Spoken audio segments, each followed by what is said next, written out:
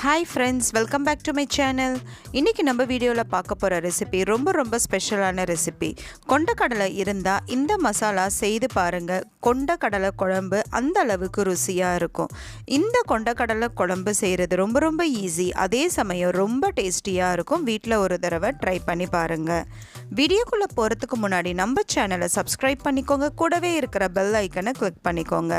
வாங்க எப்படி செய்யறதுன்னு பார்க்கலாம். இந்த ரெசிபி செய்கிறதுக்கு ஒரு பிரியாணி இலை எடுத்திருக்கேன், ஒரு ஸ்டார் பூ எடுத்திருக்கேன், 3 ஏலக்காய் எடுத்திருக்கேன், 2 பட்டை, 4 கிராம்பு, 1 டேபிள் ஸ்பூன் சோம்பு, 1 டேபிள் ஸ்பூன் மிளகு, 1 டேபிள் ஸ்பூன் ஜீரகம், 5 முந்திரி பருப்பு எடுத்திருக்கேன். ஃபஸ்ட்டு நான் ஸ்டவ்வை ஆன் பண்ணி கடாய் வச்சுக்கிறேன். கடாய் சூடான பிறகு இப்போ சொன்ன பொருள் எல்லாமே இதில் சேர்த்து நல்லா பொன்னிறமாக வறுத்து எடுத்துக்கிறேன். சிம்லையே வச்சு கருகாமல் நான் பொன்னிறமாக வறுத்து எடுத்துக்கிறேன்.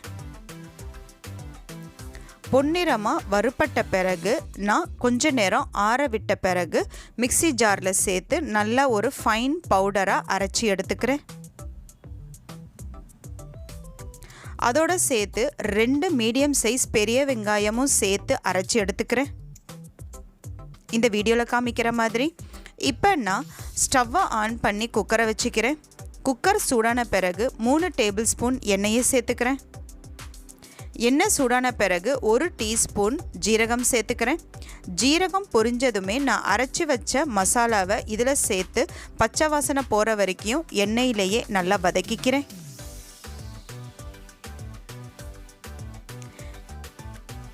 எண்ணெயில் நல்லா வதங்கின பிறகு 2 டேபிள் ஸ்பூன் இஞ்சி பூண்டு விழுது சேர்த்துக்கிறேன். அதையும் பச்சை வாசனை போகிற வரைக்கும் நல்லா வதக்கிக்கிறேன்.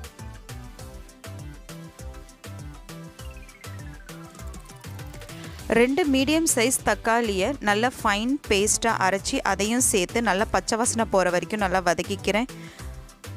தக்காளியோட பச்சை வாசனை போன பிறகு 1 டீஸ்பூன் மஞ்சத்தூள், 1 டேபிள் ஸ்பூன் மிளகாய்த்தூள், 2 டேபிள் ஸ்பூன் தனியாத்தூள், இது எல்லாத்தையும் சேர்த்து நல்லா வதக்கிக்கிறேன்.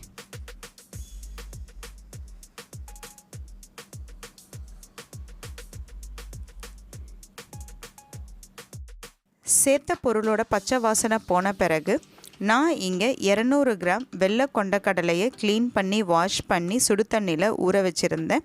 தண்ணியை வடிகட்டிட்டு வெள்ளை கொண்டக்கடலையை நான் இதில் சேர்த்துக்கிறேன்.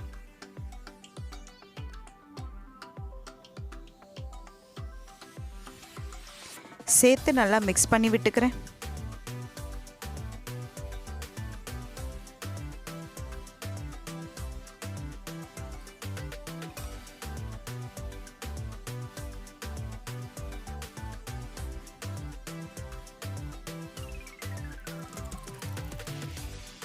தேவையான அளவு உப்பை சேர்த்து நல்லா மிக்ஸ் பண்ணி விட்டுக்கிறேன். நல்லா மிக்ஸ் பண்ண பிறகு நான் இங்கே 1 கிளாஸ் தண்ணியை சேர்த்து கொண்டக்கடலையை நல்லா வேக வச்சு எடுத்துக்கிறேன். அதுக்கு நான் இப்போ குக்கரோட மூடியை மூடி விசில் கொடுத்து இந்த கொண்டக்கடலையை நல்லா வேக வச்சு எடுத்துக்கிறேன். இப்போ பாருங்கள், கொண்டக்கடலை நல்லா வெந்துடுச்சு. ஸோ இப்போ நான் இங்கே ஒரு கைப்பிடி அளவு கொத்தமல்லி எடுத்து பொடிசாக நறுக்கி இதில் சேர்த்து நல்லா மிக்ஸ் பண்ணி விட்டுக்கிறேன்.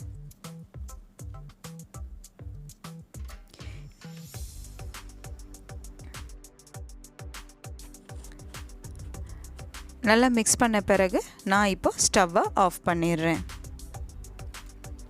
அவ்வளோதாங்க, நல்ல சுவையான மணமான கொண்டக்கடலை குழம்பு தயார்.